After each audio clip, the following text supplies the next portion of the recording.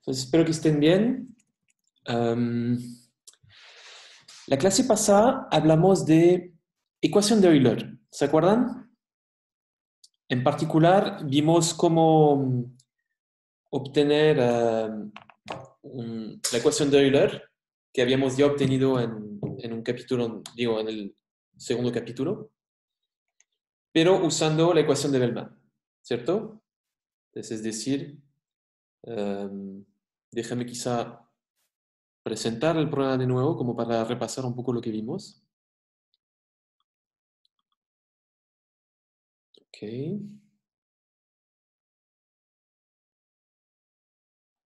Ya.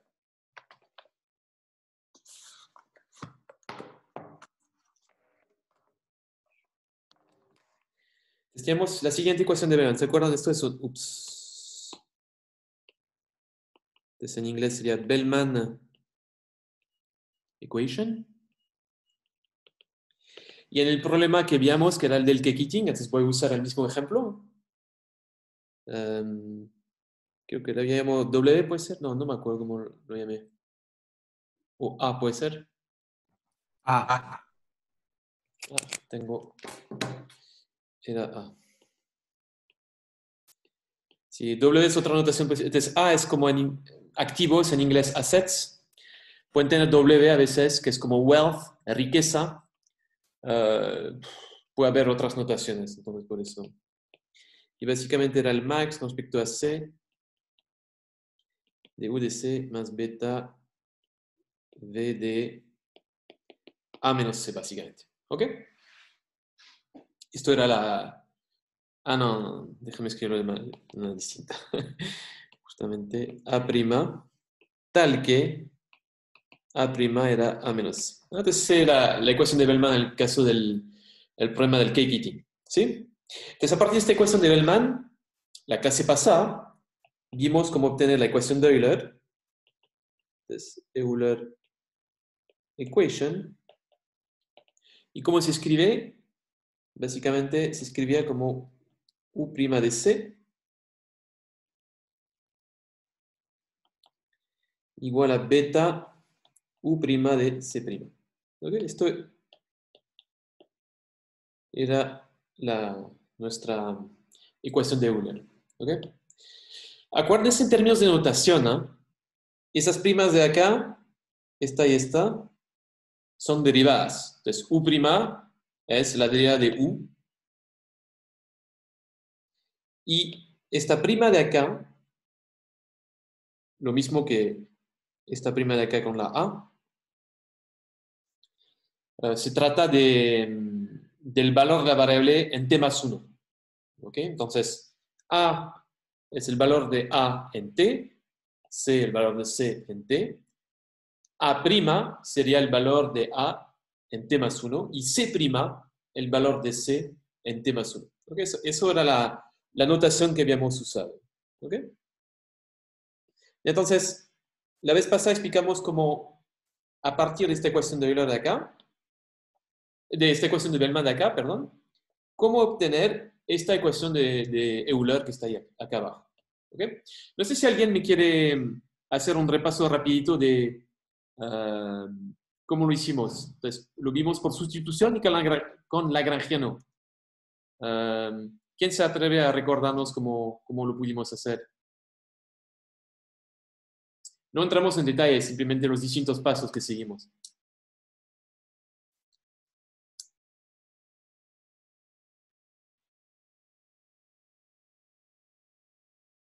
Están acá, ¿cierto? con el lagrangiano, Pero partamos por sustitución, por favor. ya, con sustitución reemplazamos el valor de la restricción en el valor de A', ¿Ya? Ahí, muy bien. derivamos con respecto a C, Sí. condición ¿Por de qué? primer, Porque C es la variable de control. Sí. correcto. Encontramos la condición de primer orden y luego aplicamos el teorema del envolvente para obtener la derivada de B' con respecto a A. Y adelantamos un periodo porque necesitamos el del siguiente periodo. Exactamente. Muy bien, Manuel. Sí, entonces derivamos con respecto a C, igualamos a 0. La condición de primer orden típicamente que obtenemos va a involucrar por ejemplo, un V de A', entonces aplicamos el teorema de la envolvente, como dijo Emmanuel, para calcular V' de A, y en lugar de evaluarlo en T, lo evaluamos en T más 1, y reemplazando, uno obtenía la condición que les he puesto acá. ¿Sí? Entonces eso fue por sustitución. Muy bien, Emmanuel. Otra persona me recuerda cómo lo hicimos con Lagrangiano, que debe ser muy parecido, pero tiene algunas distinciones. Sí, utilizando Lagrangiano, es muy similar. La diferencia es que trabajamos con los dos controles, con A' y con C. Entonces tenemos que calcular las condiciones de primer orden respecto de ambas. Antes de esto tenemos que escribir Lagrangiano, ¿te se acuerdan? El Lagrangiano era todo esto más lambda y la diferencia entre esto y esto. ¿Sí? ¿Y cómo ibas a decir, Ricardo? Dale, adelante. Una vez que escribes este Lagrangiano. Sí, una vez escrito el Lagrangiano, calculamos las condiciones de primer orden respecto de A' y respecto del consumo. Y para Luego, hacer esto, tú derivas el Lagrangiano con respecto a ambas igualas las derivas. igual a cero, correcto. Exactamente. Bueno, y luego también toca igualar los multiplicadores de Lagrange para llegar, digamos, a una ecuación previa de nuestra ecuación de Euler, y luego aplicamos, como dijo Emanuel, el teorema del Perdón, no te envolvente. entendí. ¿Qué quieres decir por igualar al multiplicador de Lagrange? Al aplicar las condiciones de primer orden, eh, respecto de cada uno de los controles, eso lo tenemos que igualar a cero. ¿Ya? Nos va a quedar en cada una de estas dos ecuaciones, nos va a quedar un lambda. Ah, ok. Despejamos, Sí, sí, sí, sí, claro. Ya entiendo, despejamos, entiendo. claro, despejamos lambda en cada una, luego Ya, hacemos la igualdad y sí. aplicamos teorema de la envolvente. Y como dijo muy bien Y Emanuel, para aplicar el teorema normalmente, ¿cómo es con Lagrangiano? ¿Cómo lo haces? Básicamente quieres calcular V' de A. ¿Cómo cambia con respecto a lo que explicó Manuel cuando calculas el V' de A ahí? volvemos a nuestro lagrangiano. Exactamente, eh, sí. sí, y derivamos con respecto a, que sería A, A. nuestra variable Y de entonces, estado. y ahí. Y Y ahí estás. Y ahí sí, después puedes hacer los mismos pasos. Excelente. Entonces, básicamente, ¿cómo vas? ¿Cómo va a hacerlo corto? Las diferencias es que uno tiene que escribir el lagrangiano, ¿ya? Y para sacar las condiciones de primer orden. Y cuando uno quiere sacar el teorema del envolvente, tiene que hacerlo derivando en el mismo lagrangiano con respecto a la variable de estado. Excelente, Ricardo. Efectivamente, eso es lo que vimos la vez pasada. Veo que Ricardo y Emmanuel lo tienen bien controlado. Uh, Ojalá los demás también. Si tienen alguna duda, los demás, adelante, los escucho. Si no, les quiero decir un par de cosas más sobre la ecuación de Euler.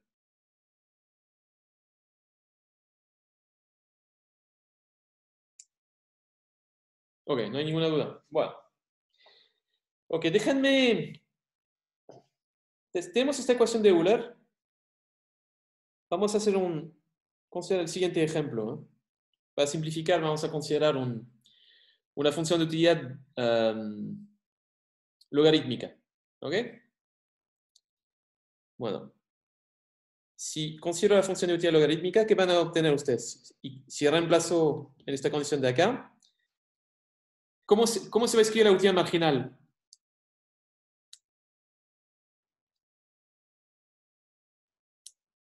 La utilidad Uno marginal con... Sí, partido por C. muy bien. Entonces la puedo reescribir así. 1 sobre C igual a beta 1 sobre C'. Y básicamente podemos obtener la tasa de crecimiento del consumo. Okay, bueno, acá no es exactamente la tasa de crecimiento, es el ratio del consumo de mañana sobre el consumo de hoy. ¿No? Y esto sería 1 más la tasa de crecimiento del consumo. Entonces, donde G sub C sería la tasa de crecimiento.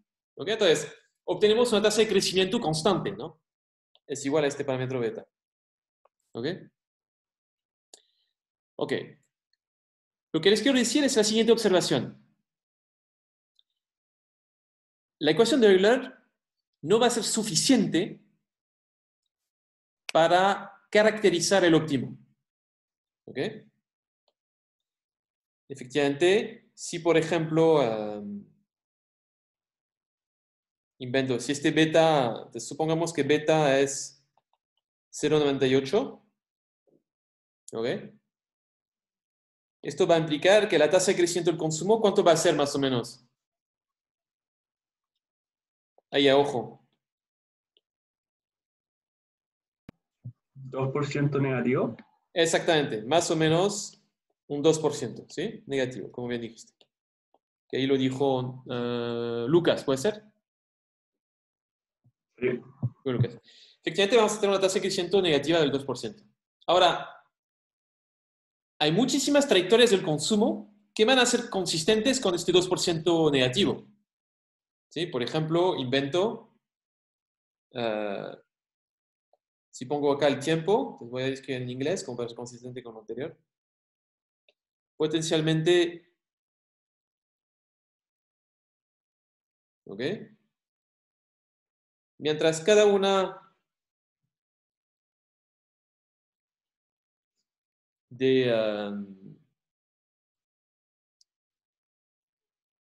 si cada una de esas trayectorias de consumo, pues acá que pongo el consumo, implican un menos 2% cada periodo, potencialmente cada una de estas es consistente con la ecuación de Euler. ¿Ok? Quiero decir que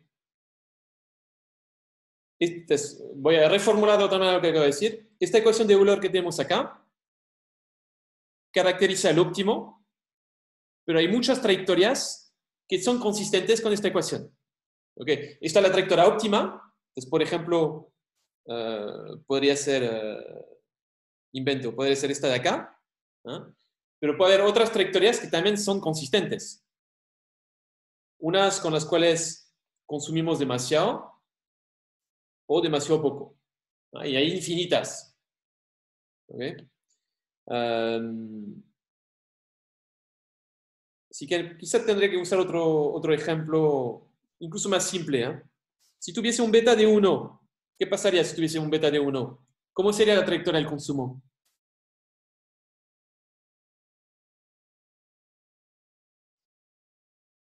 Constante. Constante, exactamente. Y efectivamente, si beta igual a 1, tenemos C' igual a C. ¿Ok? Y efectivamente, cualquiera de las trayectorias que les dibujo acá es consistente con la ecuación de Euler porque efectivamente describen una evolución constante del consumo. ¿Ok? Entonces, la ecuación de Euler en sí no es suficiente para caracterizar el óptimo. ¿Ok?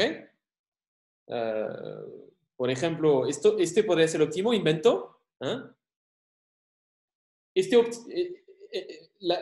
La curva en verde, que es el óptimo, es consistente con la ecuación de Euler, pero también no es esta roja, esta otra roja, porque describen un consumo constante. ¿Ok? Profe, Sí. una duda.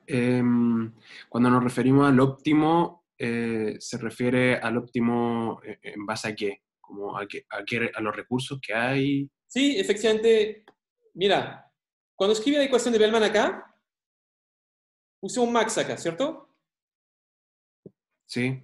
Es decir, la trayectoria que cumple con la mayor utilidad posible, tal como lo describe este programa de acá.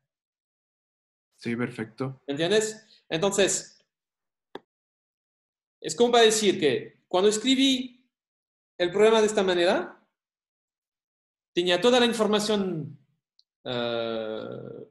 necesaria para caracterizar el óptimo, ¿eh?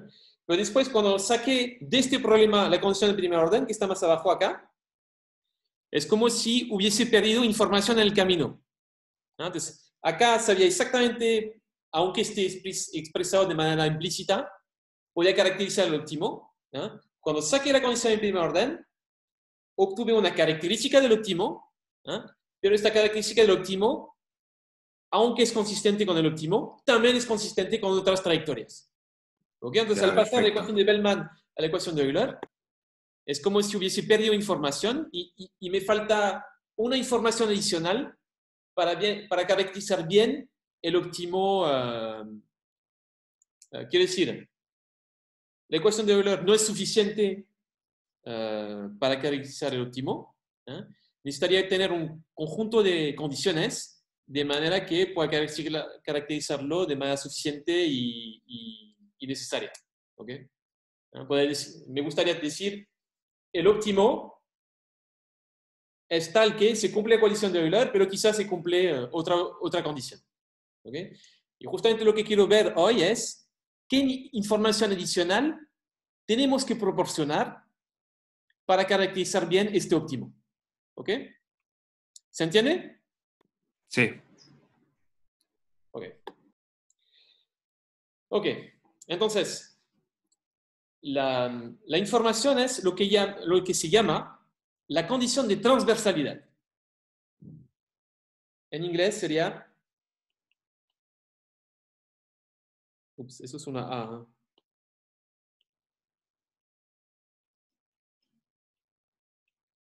Transversality condition. ¿Ok? Y la condición de transversalidad típicamente tiene la siguiente pinta.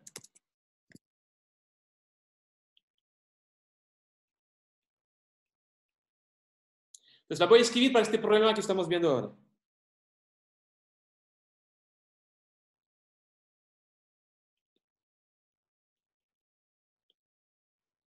¿Ok? Fíjense.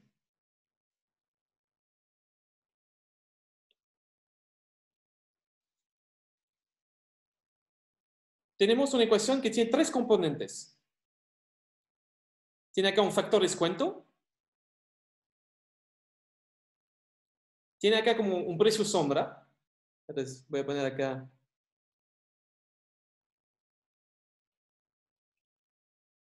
Discount factor. Tiene acá lo que se llama un precio sombra. Shadow price. Y tiene acá la variable de estado.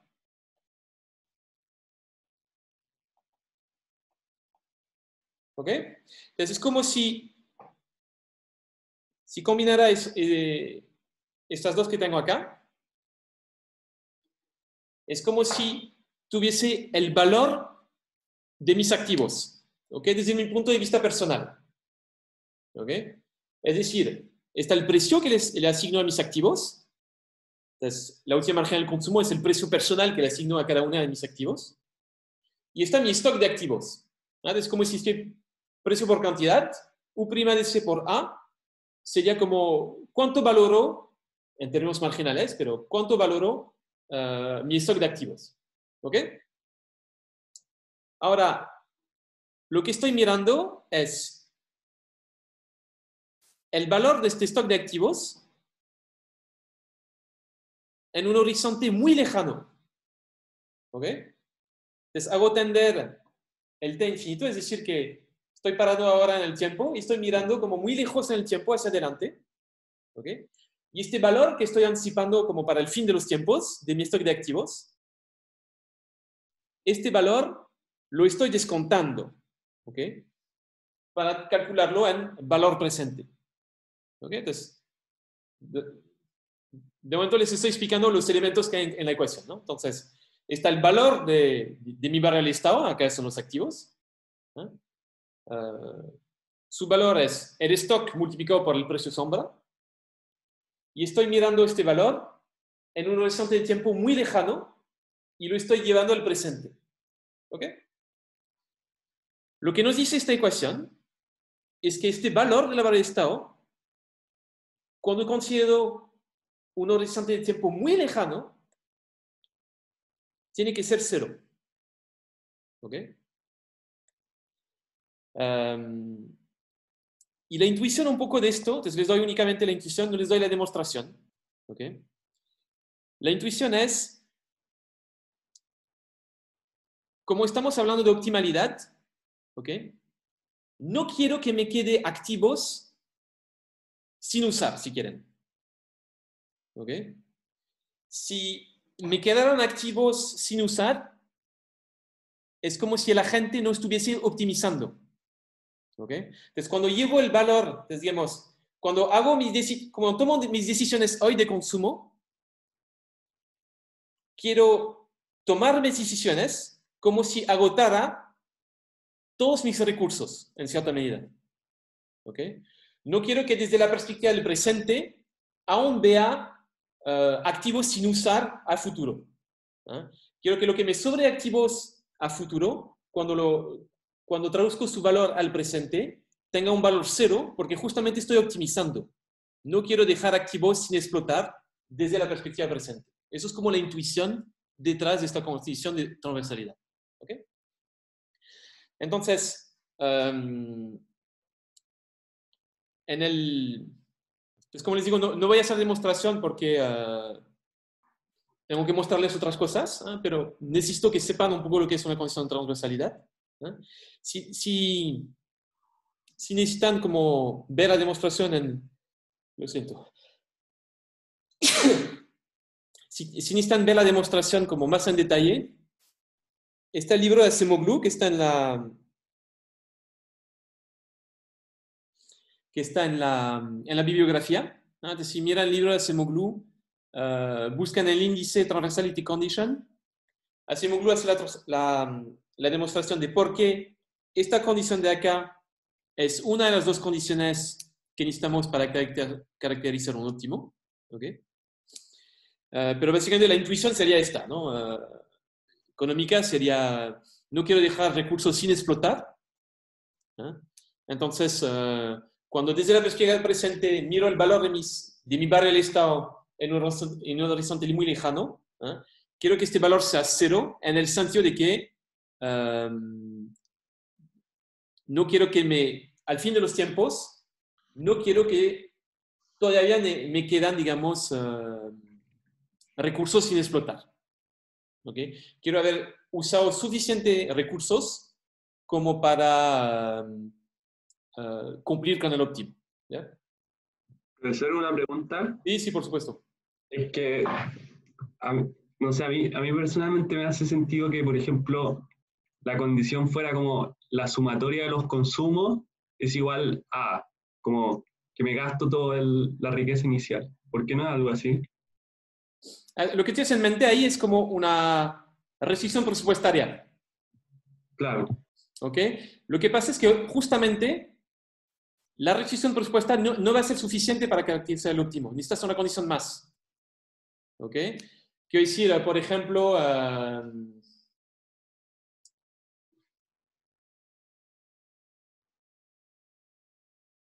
la intuición es más, en tiempo finito, es una intuición que a veces se da también. Cuando lo vimos en dos periodos. Max UDC más beta UDC prima. Sujeto a que W, no, es A, ¿no?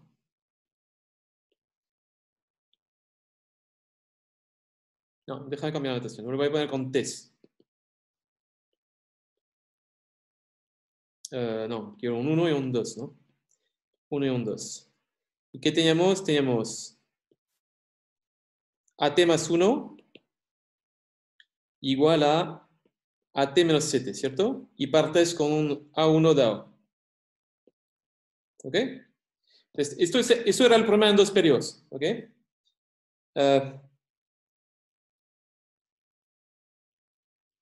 Puedes calcular el A2 fácil. Para calcular el A2 agarras A1 y le quitas C1, ¿cierto? Y también puedes calcular el A3. A3 sería A2 menos C2, ¿cierto? ¿Qué me pregunto? ¿Fue Lucas, puede ser? Sí, fui yo. Fue Lucas.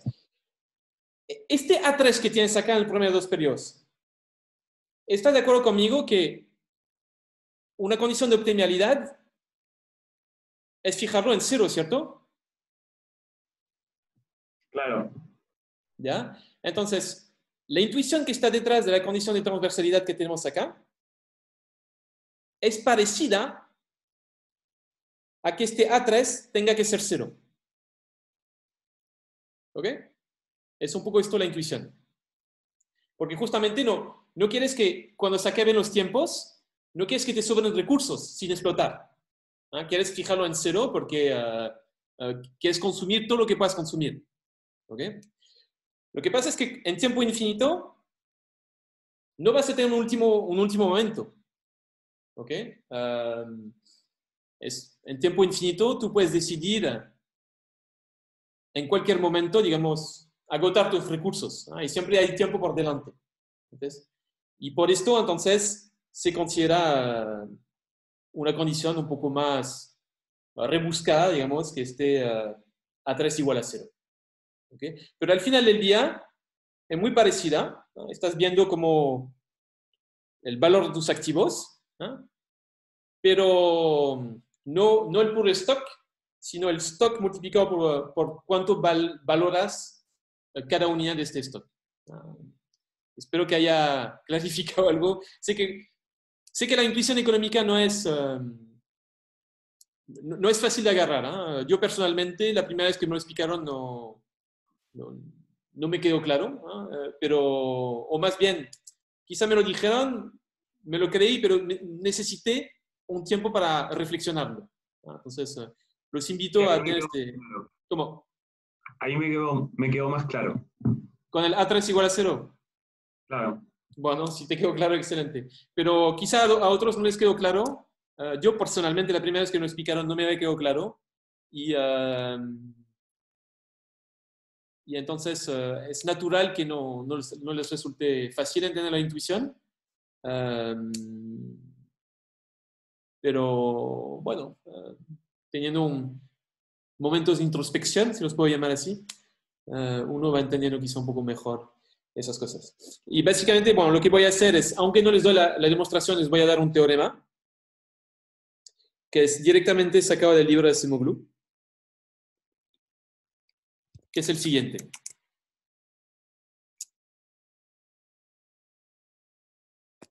Entonces vamos a considerar el siguiente problema.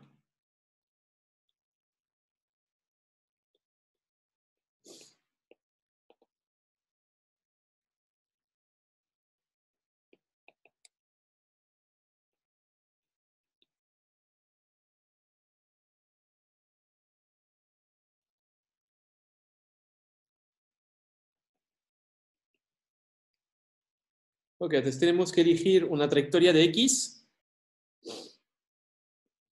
en un caso de un horizonte infinito.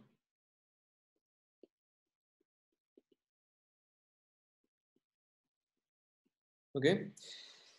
El X acá va a ser como nuestra variable de estado. Entonces, el equivalente del X sería el A sub 0. Okay, lo estoy escribiendo de manera más general,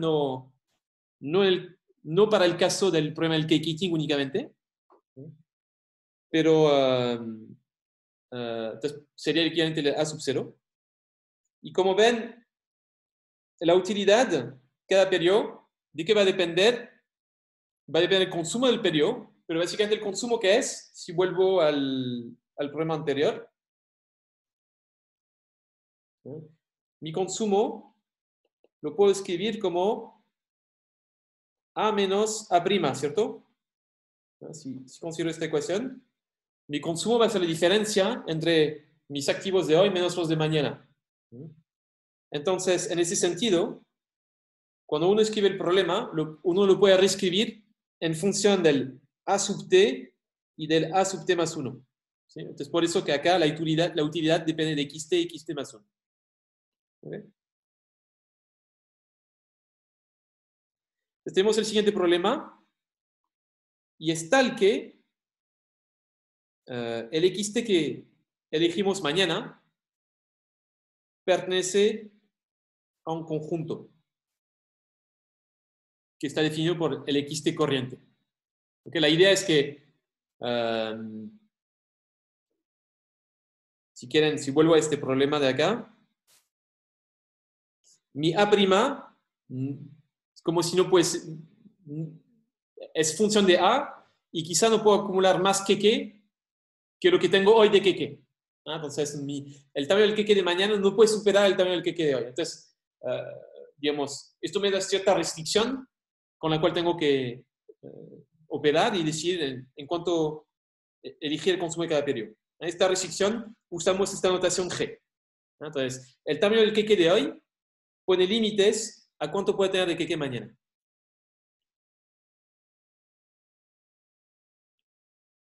¿Ok? Ok, entonces G es... Bueno, tiene propiedades estándares. Es continuo. Compact value. La función U es creciente. Es increasing. Es cóncava.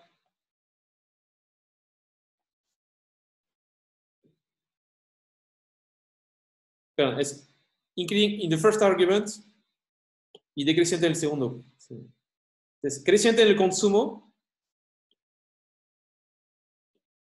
Entonces, increasing in xt y decreasing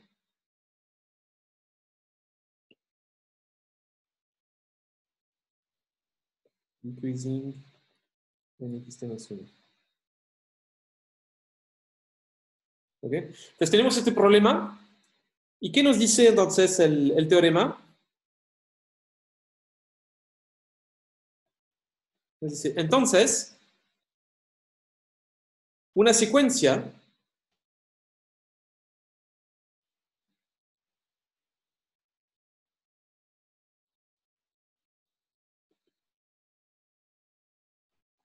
es óptima si y solo si satisface dos condiciones. Y estas dos condiciones son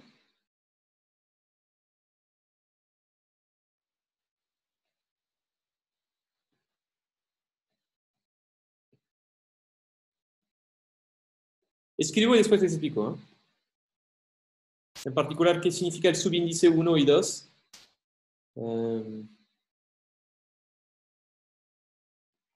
Ok. Estos subíndices de acá significa la derivada parcial de U respecto al argumento número 2 y 1. Entonces, este 2 de acá significa derivada parcial con respecto al segundo argumento. Y este 1 de acá significa derivada parcial con respecto al primer argumento. ¿Ok?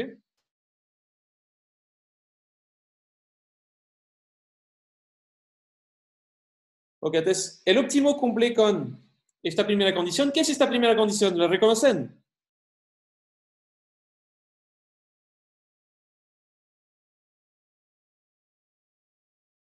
¿Alguien reconoce esta primera condición? Muy bien, Lucas. Efectivamente es la ecuación de Euler. ¿Ya? Esto sería,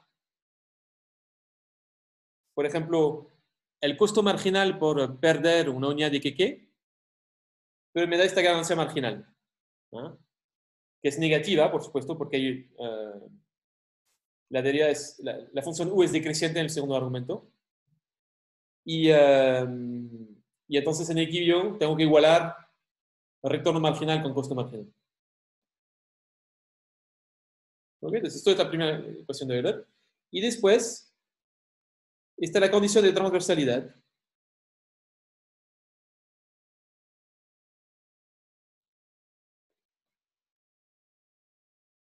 Que va a ser la siguiente. ¿Ok? Y efectivamente cuando reescribo esto en el contexto del problema del cake eating, ¿no? Obtengo esta condición de acá. ¿Okay? En términos generales, la pueden escribir de esta manera. ¿Ok? Entonces, si quiero caracterizar el óptimo, no basta con usar únicamente la ecuación de Euler, necesito además la condición de transversalidad. ¿Ok? Entonces, por lo general nosotros vamos a trabajar únicamente con la condición de Euler. ¿Okay? Pero puede ser que para algunos aspectos muy puntuales necesitemos a veces la condición de transversalidad, y entonces ahí quizá la podremos usar. ¿Okay? Entonces, pero por lo general nos centraremos únicamente en la ecuación de Euler, pero puede pasar que a veces necesitemos la condición de transversalidad para caracterizar el óptimo. ¿Okay? Entonces, y fíjense que son condiciones necesarias y suficientes. Entonces, si se cumplen esas dos condiciones, entonces estoy en el óptimo. Y también la causalidad va al revés. Si estoy en el óptimo, entonces cumplo con esas dos condiciones. ¿Okay?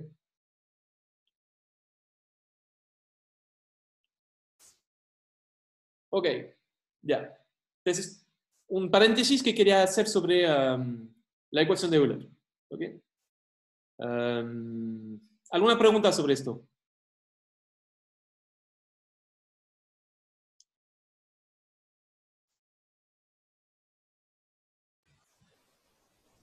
Entonces, por ejemplo, Lucas antes mencionó la restricción presupuestaria. Dijiste,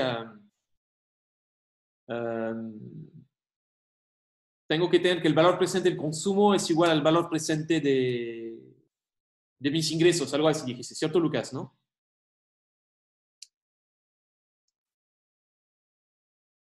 ¿No dijiste algo por el estilo? O sea, que me hacía sentido que en el fondo uno se gastara todo el ingreso. Sí, sí, sí. Entonces, cuando lo escribes de esta manera, pasa a veces que te queda en función de... Les puse muchos garabatos, déjenme borrar todo esto, pero...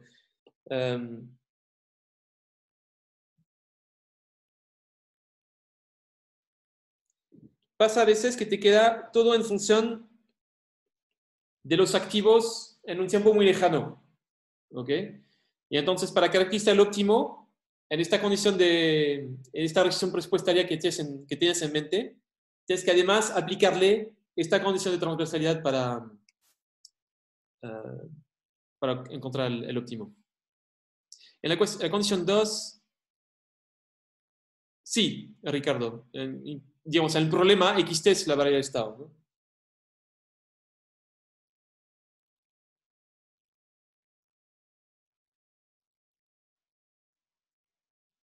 Sí, yo creo que sí.